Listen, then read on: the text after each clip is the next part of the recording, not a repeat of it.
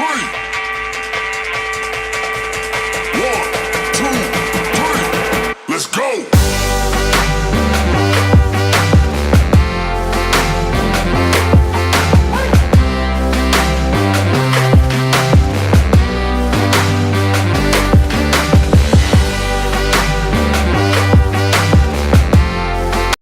All right, welcome to a Friday edition of AZcrypto on October. Yes, we still have optimistic view of Bitcoin we'll talk about.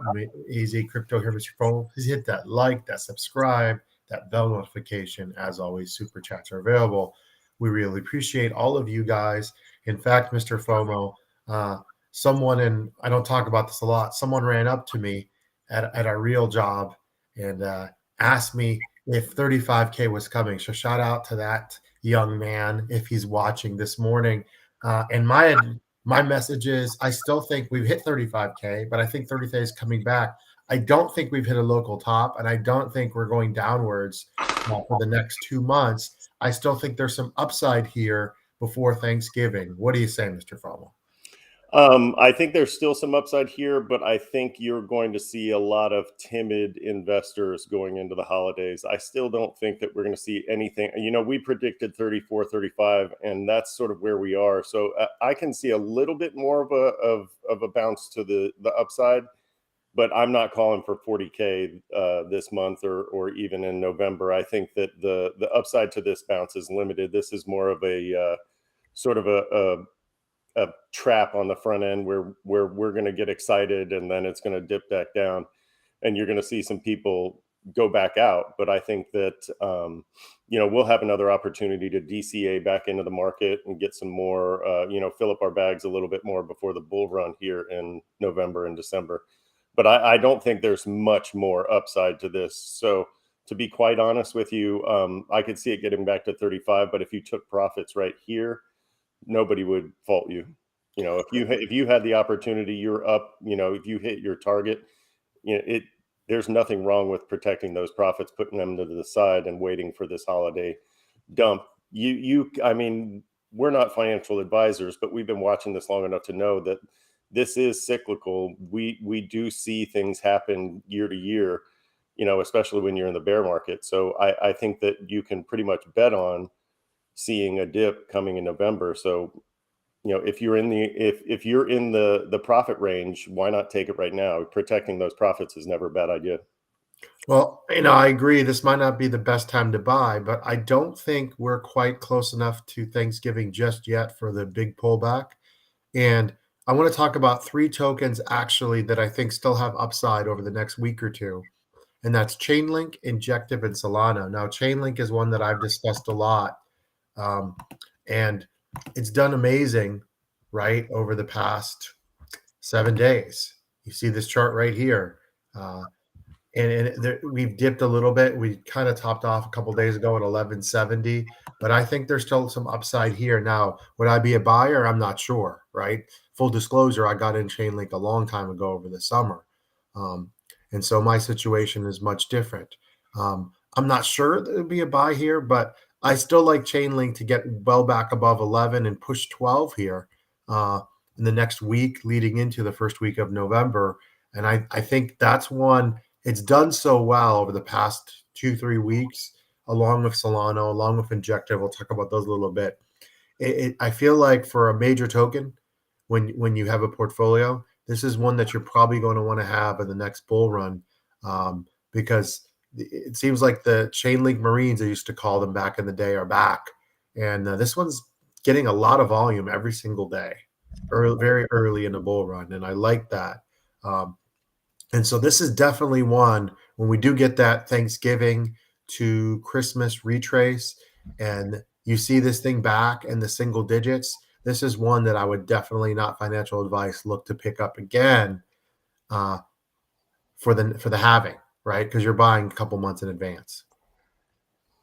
Yeah, and the thing about Chainlink and the bull run and having this in your portfolio is utility.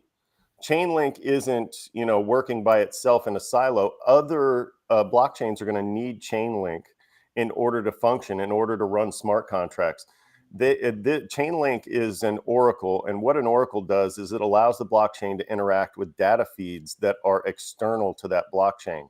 So the date, the time, adjustments to market rates, these things will all be important things that, or important data points that need to be fed into the blockchain in order to function smart contracts.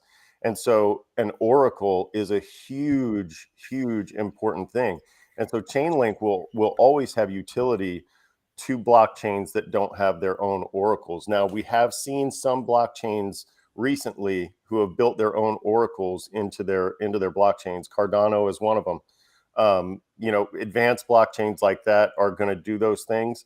But I think Chainlink will still have a lot of projects that rely on them for that oracle service for many years to come. I'm not sure that that's something that blockchains are necessarily building into their coding from the jump. And so I think they will be an important project for years to come. I think they'll be around for a long time.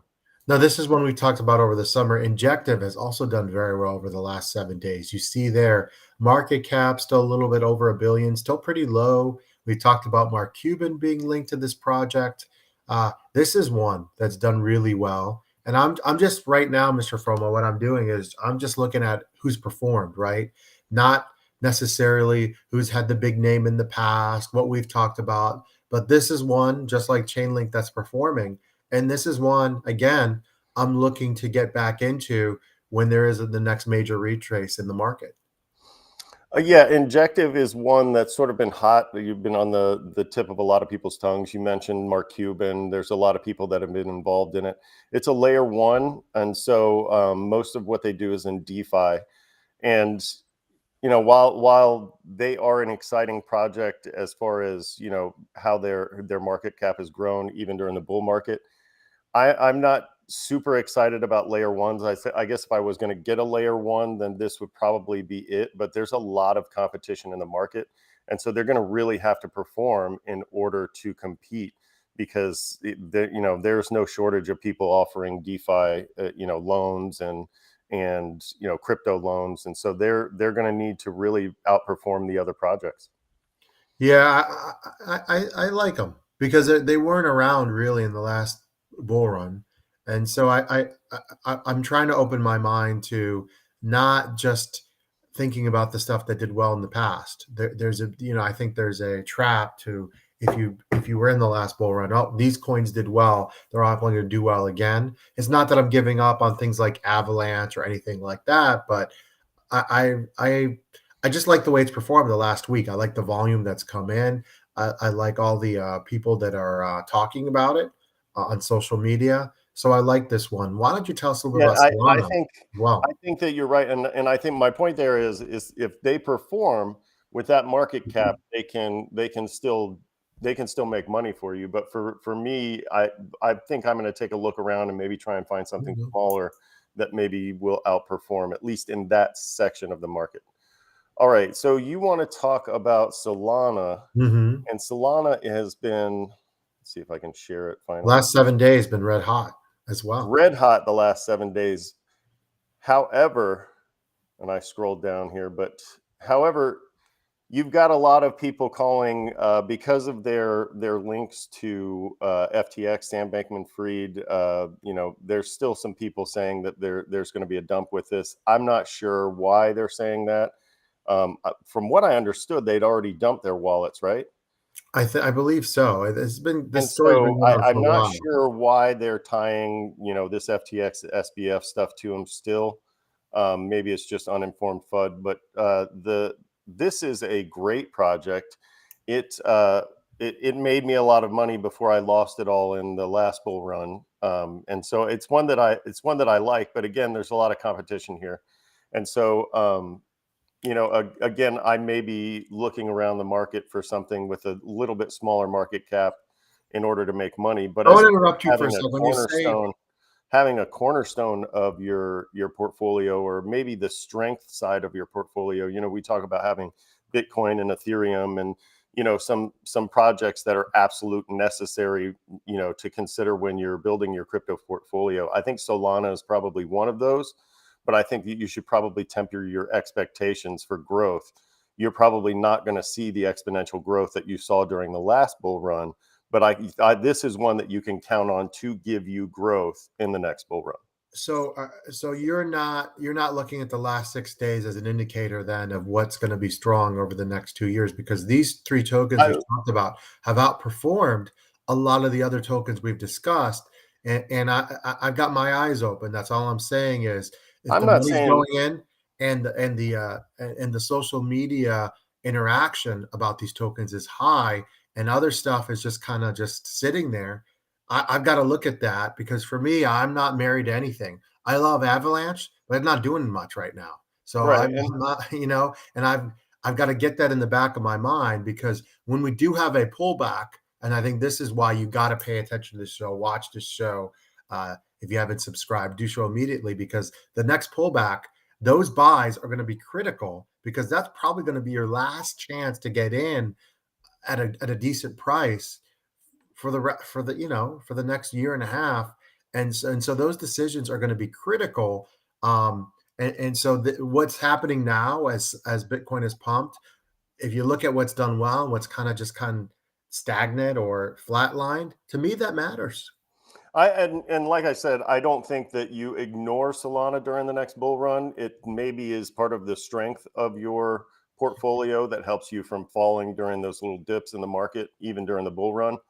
But I just don't. I want people to temper their expectations with that $13 billion market cap there. There's not, there's going to be a lot of money flowing into the market. So this will grow because it is one of the great projects that's out there right now. But I think with that $13 billion market cap, you've got to temper your expectations for that growth, especially exponential. You can't look at the last bull run and go, oh, Solana's going to do the same thing. Because even what we've seen with Bitcoin, you see that sometimes you're not going to see the exponents that you saw during the last bull run. You're going to see growth, and you're going to see incredible growth, but it's not, you're going to see those diminished returns that we always talk about as the cycles grow and as these projects grow, as their market caps grow. It's going to be tougher and tougher to push that price further and further up the way it's gone before. Now, I want to say something. Today is the 27th, which means this would be the last day, supposedly, of mediation with Voyager. We'll talk about Sam Bankman-Fried in a second. We haven't heard anything. Now, they said they would not announce anything until there was an agreement.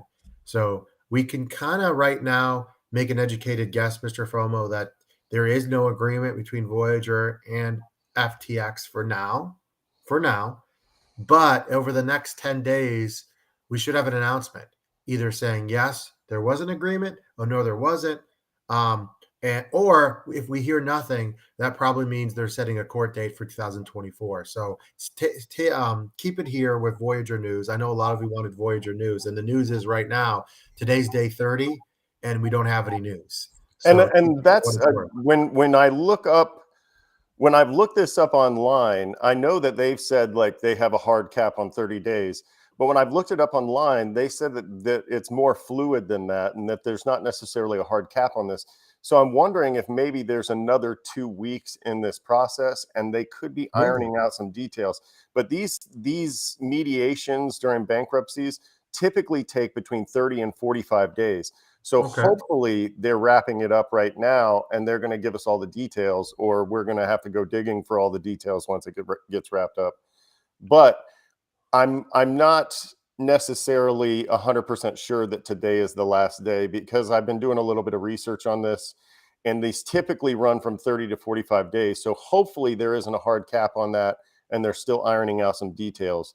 But like you said, keep it locked here if you want to know more. Yeah, keep it locked here. Good point. There's no law that says it has to end. They could agree to extend the 30 days of mediation that they agreed on at the beginning.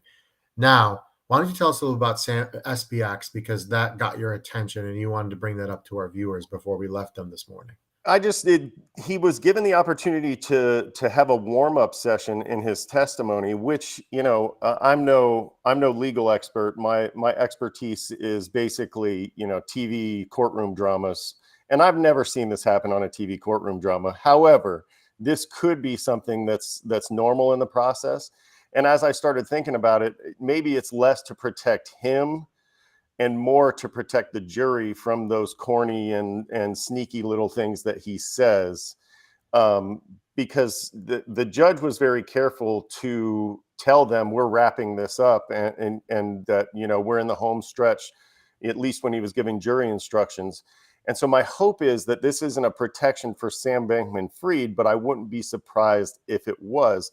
But my hope is that, you know, him being able to say things, you know, sort of as an aside, or there were some things that were objected to that he went ahead and answered anyway. I'm wondering if the judge isn't just going to remove those and show the jury a tape, or remove those things and tell him, listen, if you say any of these things, I'm going to hold you in contempt today. I hope that's what's happening. But when I first saw that headline, I was, you know, it made me feel like, yeah, there's two different justice systems, one for the rich and one for the poor. And he was getting, you know, he was getting some warm-ups before he went into the game. So I hope that's not the case. I still think he's going to be found guilty. I think there's too much evidence, so I'm not worried about it.